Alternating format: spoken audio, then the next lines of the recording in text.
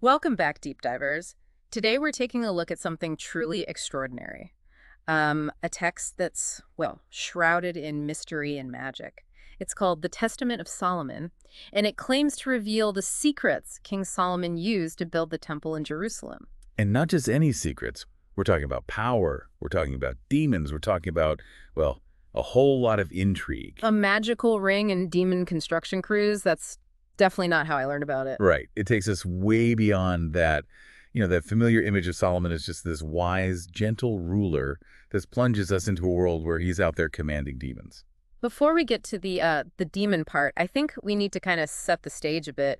What exactly is this Testament of Solomon? Is it like an actual historical document? That's where it gets really interesting. The Testament isn't considered part of any official religious canon. Like, it's not in the Bible or anything. Okay, so like an ancient fan fiction. Well, not exactly fan fiction, but it's classified as what we call apocryphal and pseudo-epigraphical. Okay, those are some big words. Break those down for me. Sure. Apocryphal means it's not considered like authoritative or genuine by religious scholars. It's like the bonus features you get on a DVD.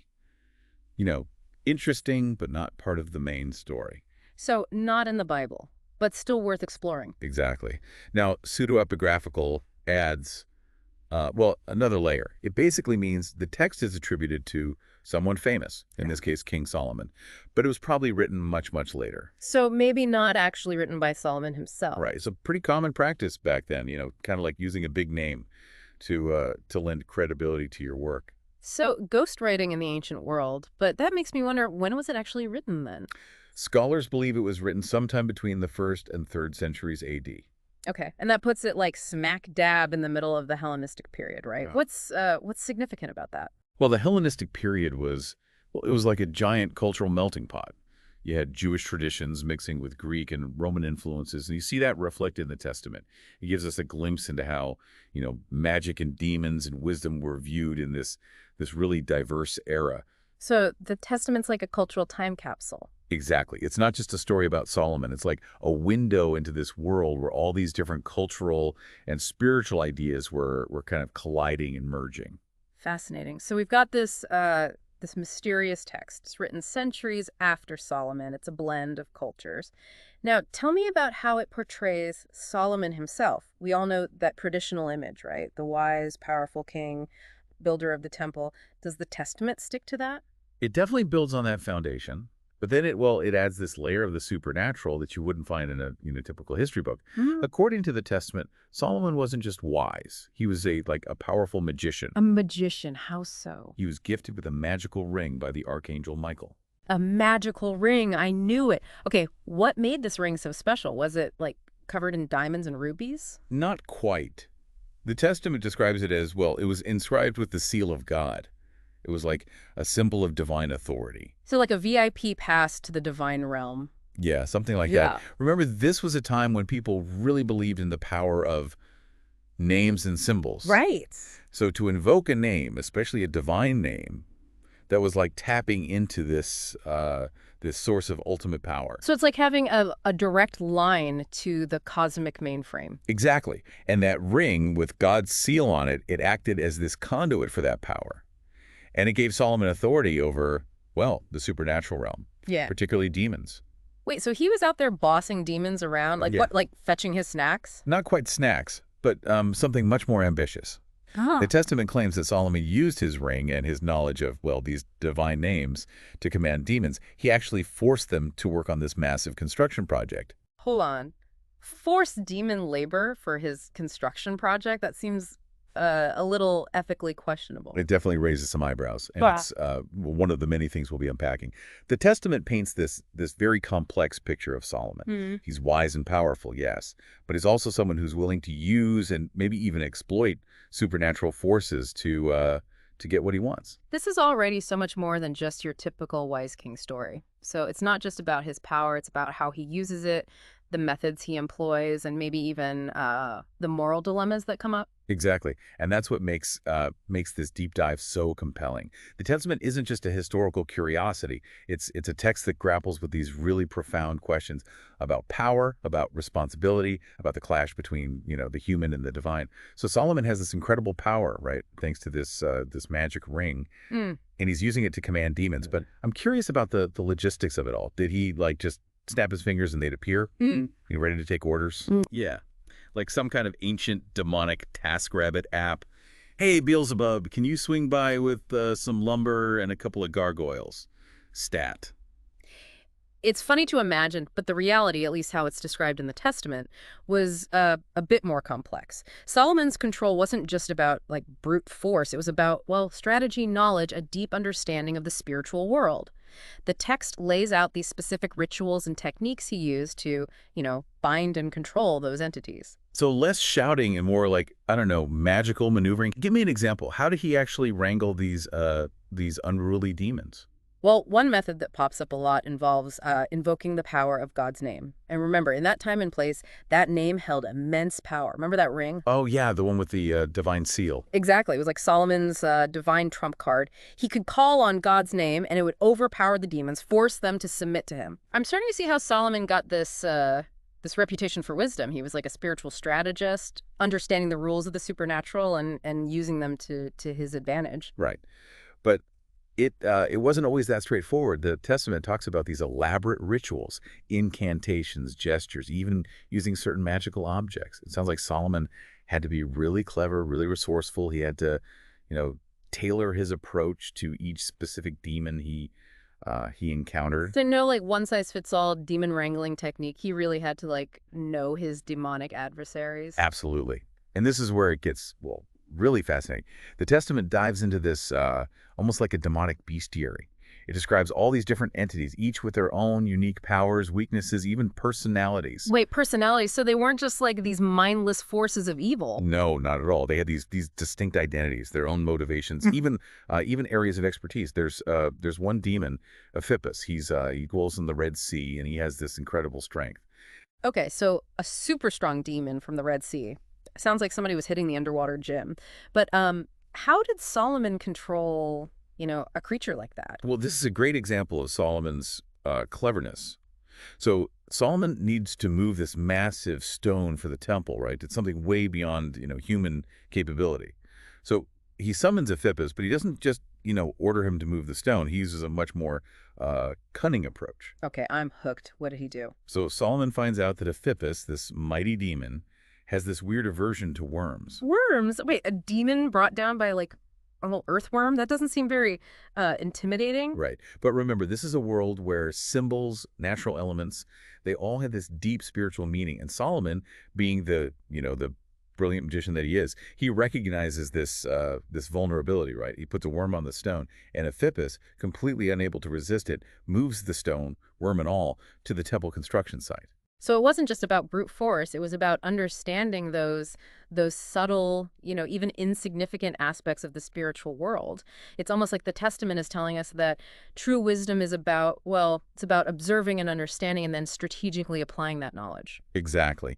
And the story of Ephippus, this kind of highlights a theme that runs throughout the Testament. Solomon's power, it's not just about dominating these demons. It's about outsmarting them. It's about understanding their nature and then using that knowledge to achieve his goals. Like a supernatural chess match with Solomon as the grandmaster. But all this talk about demon wrangling, it raises a kind of interesting question. We've established that Solomon, wasn't afraid to exploit these creatures, but did he ever engage with them on a different level? You're hitting on a really fascinating point.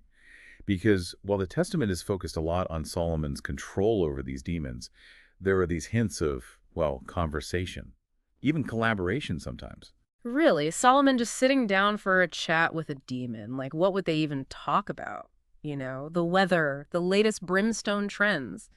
Maybe not those exact topics. Yeah. But the Testament suggests that Solomon, he was so thirsty for knowledge that sometimes he would actually engage in dialogue with the demons, seeking their wisdom, their insights. Like, imagine a demon with this vast knowledge of, I don't know, astronomy or the medicinal properties of plants. Solomon, recognizing that, he would use his power not to exploit them, but to learn from them. So not always a master-slave kind of relationship. There's a potential there for exchange, for, I don't know, even a kind of begrudging respect between them. Exactly, and that's what makes Solomon's story so complex. He's not just this black and white figure, Hmm. a righteous king or a ruthless tyrant. He's walking this really delicate line between the human and the divine. He's grappling with the moral complexities of wielding this extraordinary power. It's making me think about, the whole power corrupts idea. We see it throughout history. Leaders, innovators, even whole societies get seduced by the promise of power, and they lose sight of the ethical and spiritual consequences. That's a great observation, and it leads us to, well, I think one of the most crucial parts of the Testament, because it's not just a collection of fantastical tales and demon summoning tips. It's also grappling with these really profound moral and ethical implications. The implications of wielding this kind of power, even power that's derived from a divine source. So it's not just about what Solomon can do, but also what he should do. Exactly. The Testament, it's more than just a spectacle of magic and power. It's a story that explores the temptations, the pitfalls, the ultimate responsibility that comes with having this power. We've uncovered a lot about Solomon's, his methods, the rituals, the ring, the strategic use of worms. Hmm. But I keep thinking about that idea of responsibility. It's like the Testament isn't just celebrating his power, right? It's also kind of warning us about the potential downsides. Yeah, that's a key takeaway here. Yeah. The Testament, as wild as it gets, it's also a cautionary tale. It's reminding us that even those who are blessed with wisdom, with divine gifts, Yeah. they can still be tempted by the allure of power. Solomon's story, at least in this text, it's not just about his triumphs. It's about how those very triumphs could lead to, well, almost like a spiritual downfall. It's like it's not enough to just possess knowledge and power. It really comes down to how you use those gifts, the choices you make. It makes me think about, our own world today. I mean, technology gives us access to so much, right? So much knowledge, so much power. Are we using it wisely? Or are we, maybe like Solomon, are we at risk of being consumed by our own ambition? That's a really profound connection. The Testament, even though it's rooted in this ancient context, it's really speaking to this timeless human struggle. We see it throughout history, right? Yep. Leaders, innovators, even entire societies, they get seduced by the promise of power, Yeah. and they lose sight of, well, the ethical and spiritual implications. It's like that saying, right? Absolute power corrupts absolutely. But with Solomon, it's not just, earthly power. It's power that's coming from a divine source. That adds another layer to it, doesn't it? Absolutely. The Testament really wrestles with this idea that even power that comes from the divine can be misused. Yeah. That even someone, chosen by God can still fall prey to ambition and pride. And that's where I think its lasting significance comes in. It's not just this, historical curiosity. It's a work that explores these really deep human questions about, the nature of good and evil, the seductive power of, well, power itself, and the importance of using what we have wisely. I'm definitely seeing the Testament in a whole new light. It's not just about, Solomon and his demons. It's like this reflection on being human, the choices we make, the struggle to balance our ambitions with our responsibilities. Exactly. And that's what makes it so relevant. Even, all these centuries later, the Yeah. challenges that Solomon faces in the Testament, they resonate with us today, maybe even more so now, with, technology and knowledge advancing so rapidly. I mean, we might not have magic rings or demon construction crews running around, Got it. but we still grapple with those same ethical dilemmas, right? How do we use, what we know, what we can do responsibly? Yeah. How do we avoid those traps of ambition and pride? Those are questions that the Testament really makes us think about, even as we're, enjoying the more fantastical parts. It's this reminder that true wisdom isn't just about, gaining knowledge and power. It's about understanding their limits, understanding their potential for both good and evil, and our own responsibility in how we wield them. It feels like we've only just scratched the surface of this text. What about its impact on our culture? You mentioned before that it influenced, literature, art. Can you give me some specific examples? Oh, definitely. You can see the Testament's influence in everything from like medieval grimoires. Those Yeah. were the magical texts that detailed all these rituals and invocations. But also, classic literature like Milton's Paradise Lost, even modern fantasy novels and films. They draw inspiration from the Testaments, its imagery and its themes. Yeah. Think about all those stories where a protagonist gains control over some powerful being or object, and they're faced with these, temptations and moral choices. The Testament really laid the groundwork for a lot of those archetypes that we still see in storytelling. It's amazing to think that something written, so long ago can still resonate so strongly in our culture. It says something about the power of these stories, right? These explorations of how humans relate to power, to knowledge, to the unseen world. It also speaks to, I think, the enduring fascination with Solomon himself. He's remained this really enigmatic figure, right? Revered for his wisdom, but also, we recognize his flaws, the complexities of his legacy. The Testament, it adds to that mystique. It gives us this peek into a side of him that goes beyond those traditional accounts. So where does that leave us? What's the takeaway for our listeners who are now, I'm sure, eager to dive into the Testament themselves? I'd say the Testament of Solomon is more than just, an ancient text. It's an invitation to explore the depths of human potential, to explore the challenges that come with wielding extraordinary power. It's a reminder that wisdom and responsibility, they go hand in hand, and that even in a world filled with magic and demons, it's ultimately our choices that shape our destiny.